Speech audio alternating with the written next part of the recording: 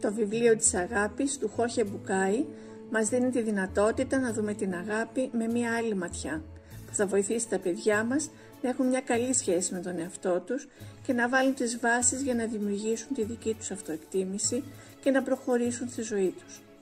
Ας δώσουμε χώρο στα παιδιά μας να κατακτήσουν τον κόσμο τους.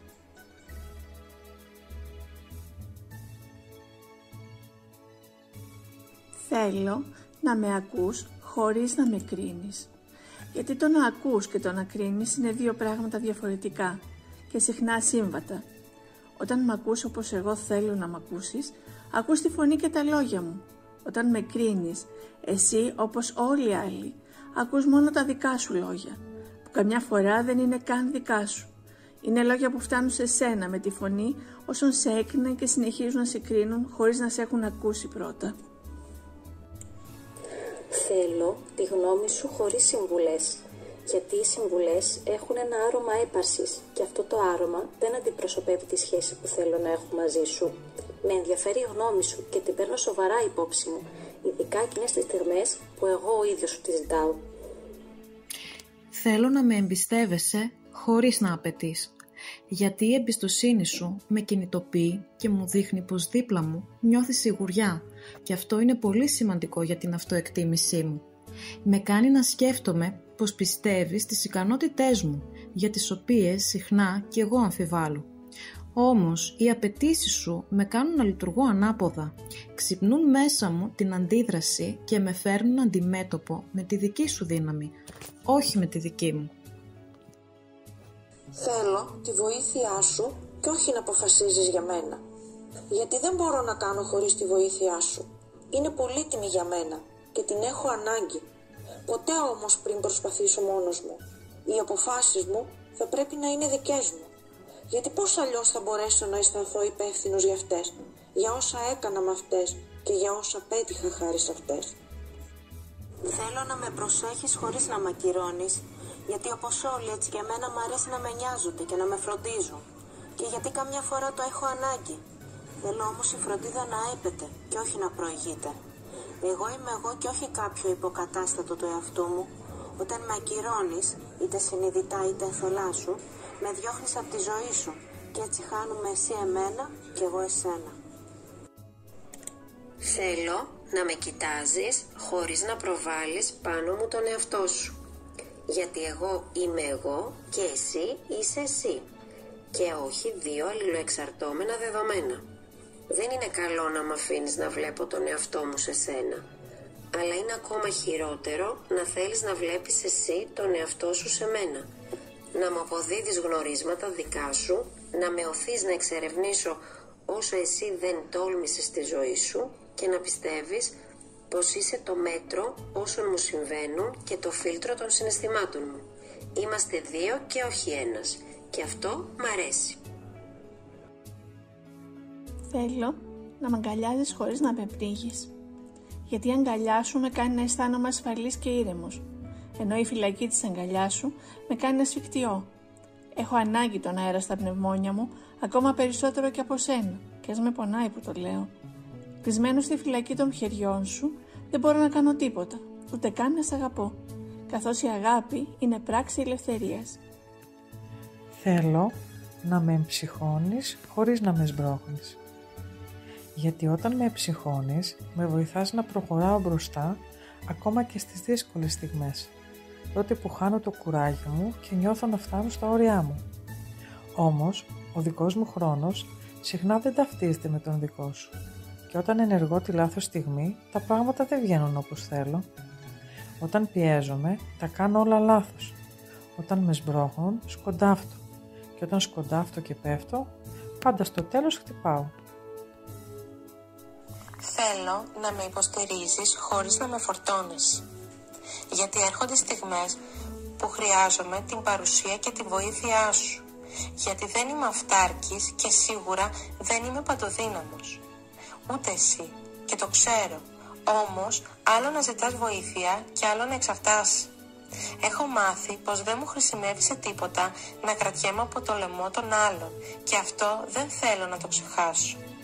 Όταν προσπαθείς να με φορτωθείς, αισθάνομαι ανυπεράσπιστος, ανίκανος, άχρηστος, αξιοθρήνητος και λίγος.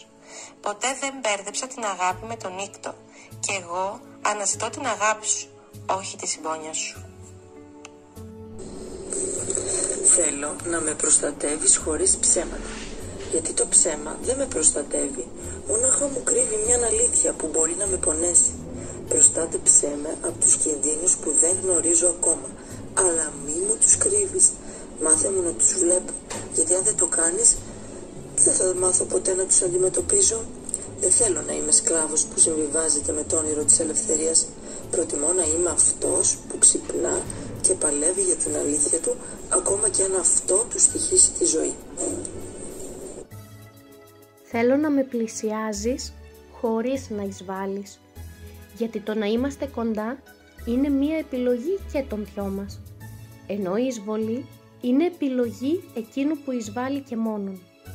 Έχω έναν κόσμο και έναν τόπο για να μοιραστώ μαζί σου και έχω έναν κόσμο και έναν τόπο που είναι μόνο για μένα.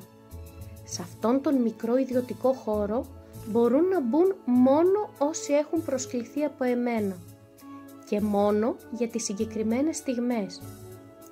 Εσύ είσαι ένας από τους ανθρώπους που προσκαλώ πιο συχνά. Όμως είναι καλό να ξέρεις πως υπάρχουν μικρές γωνιές αυτού του κόσμου στις οποίες δεν σκοπεύω να προσκαλέσω ποτέ κανέναν, ούτε καν εσένα. Θέλω να ξέρεις ποια πράγματα σε ενοχλούν πάνω μου, να τα αποδέχεσαι και να μην προσπαθείς να τα αλλάξεις. Γιατί θέλω να ξέρεις ακριβώς ποιος είμαι, μήπως έτσι μπορέσω να το μάθω και εγώ. Γιατί μέσα στο δέσιμο της σχέσης μας είναι φυσικό να βλέπεις πάνω μου πολλά πράγματα που σε ενοχλούν και που ούτε εγώ ξέρω τι να τα κάνω. Οπότε τα κρατάω ανάμεσά μας. Γιατί ούτε εγώ είμαι όπως ακριβώς θα ήθελες να είμαι, ούτε εσύ είσαι απολύτως όπως θα σε ήθελα εγώ. Και γιατί το να είμαστε μαζί μπορεί να βγάλει στην επιφάνεια τον καλύτερό μας σε αυτό. Έτσι μπορούμε να αλλάζουμε όσο περνάει ο καιρός. Όμως εγώ θα αλλάζω για μένα και μόνο και εσύ φυσικά μόνο για σένα. Θέλω να ξέρεις πως σήμερα μπορείς να βασίζεσαι πάνω μου, χωρίς όρους, γιατί οι όροι ορίζουν, γιατί το σήμερα είναι μόνο σήμερα και γιατί αν βασιζόμαστε ο ένας στον άλλο, εσύ σε μένα και εγώ σε εσένα, είμαστε πολύ παραπάνω από δύο.